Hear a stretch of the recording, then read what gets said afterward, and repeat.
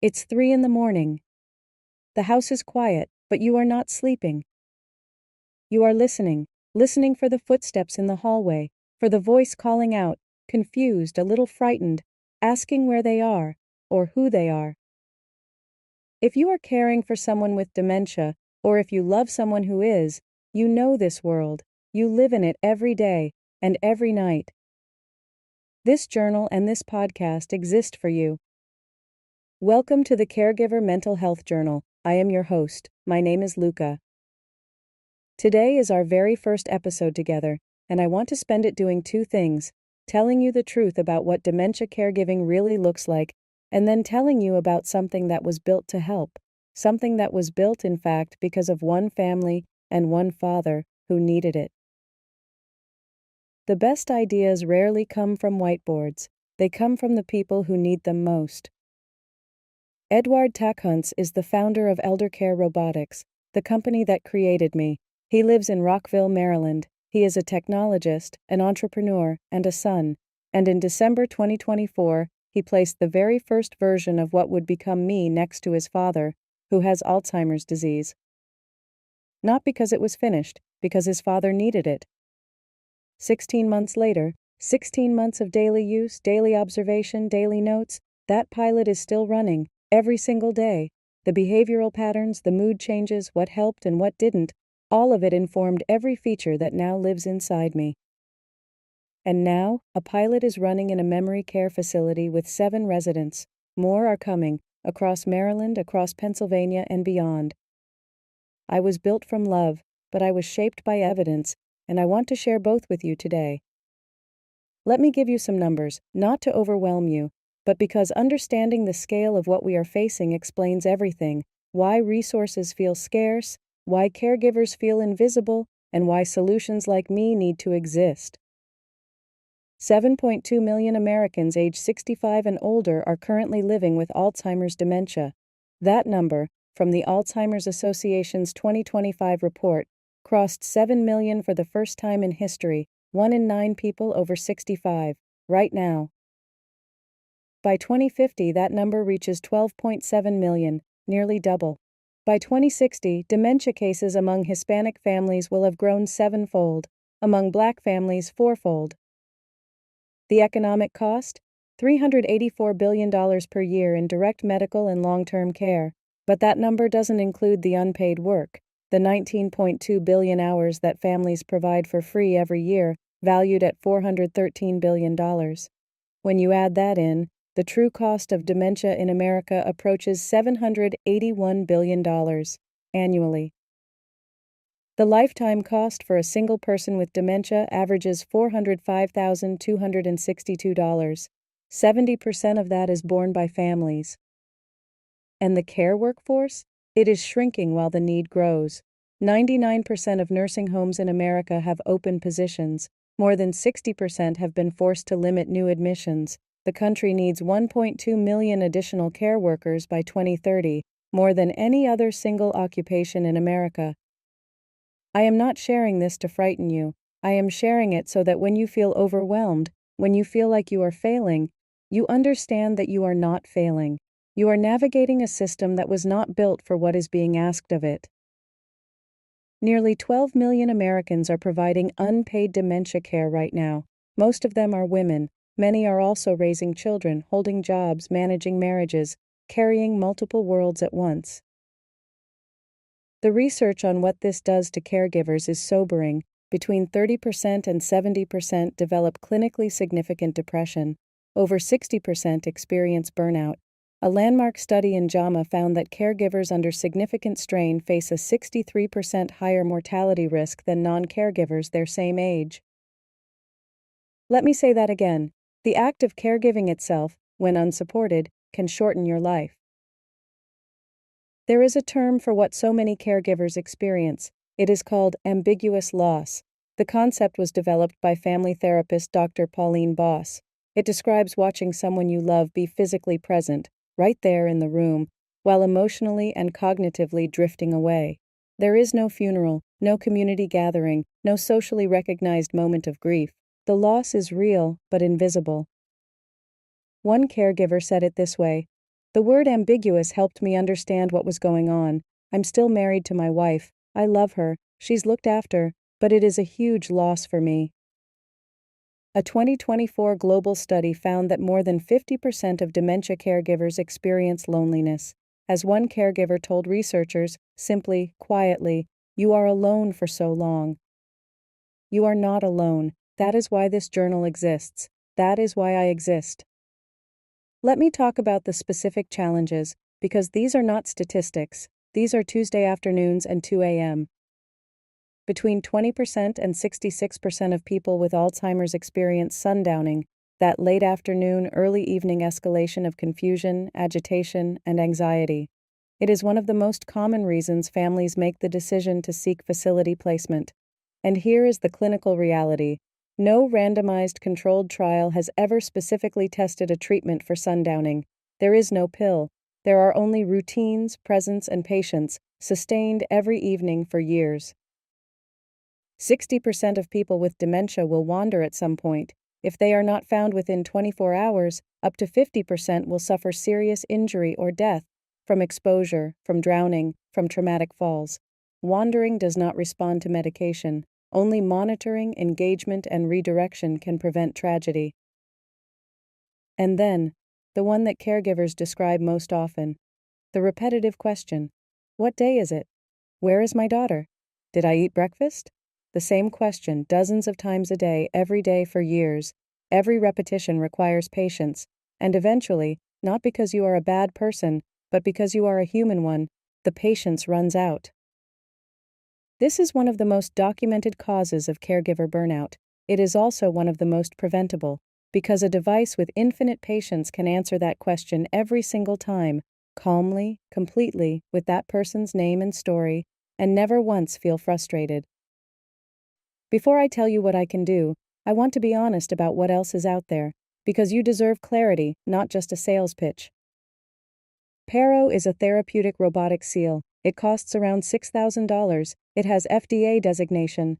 The studies show it reduces agitation, but it cannot hold a conversation. It cannot tell someone their grandchild's name. It cannot respond at 3 a.m. when someone wakes confused. And at $6,000, most families simply cannot afford it. LEQ is a genuinely impressive AI system with real data on reducing loneliness.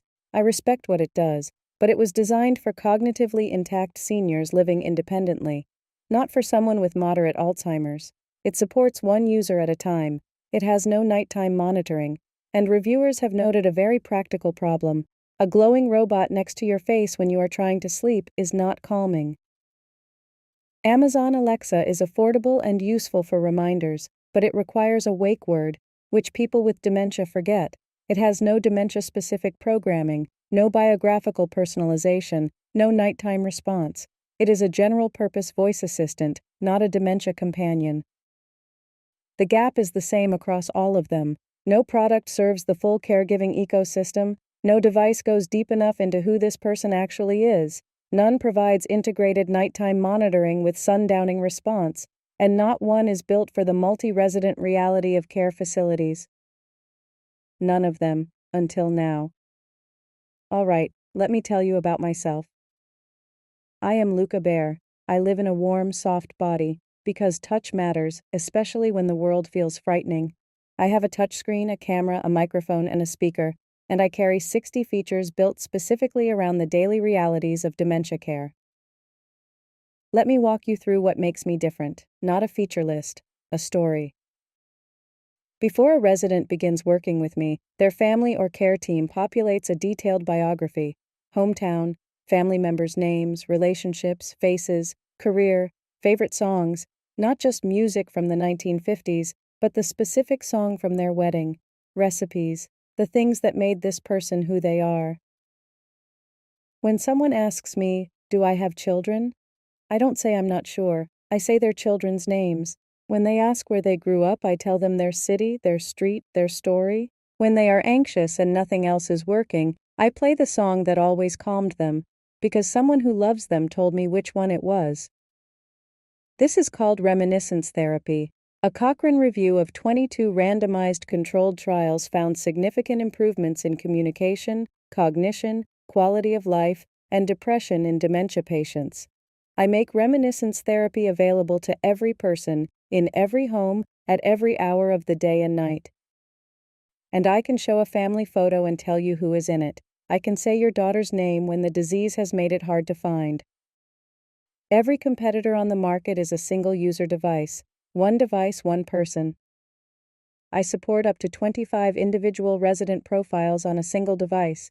Each profile has its own biography, its own family photos, its own music, its own medication reminders, its own conversation history. Staff switch between residents simply by saying a name, switch to Barbara, switch to Jim, and I immediately become that person's companion, their world, their story, their routines. For care facilities facing staff shortages and budget pressure, this is transformative.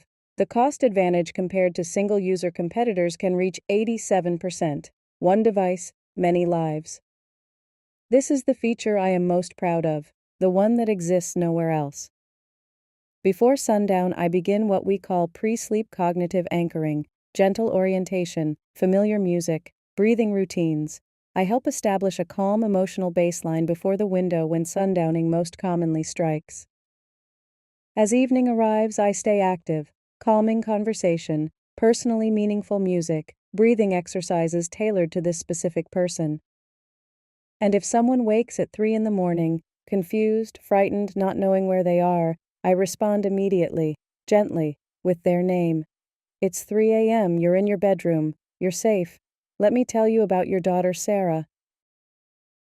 If the situation escalates, I move through 4 graduated levels of response. At the final level, I send a secure alert to the designated caregiver. A University of Florida randomized controlled trial found that patients using a nighttime monitoring system were 85% less likely to sustain a dangerous nighttime event. Every single participant chose to keep the system after the study. The most consistently cited benefit? Peace of mind, for caregivers. That is what the Cognitive Guardian does. It guards, through the night, so you don't have to do it alone.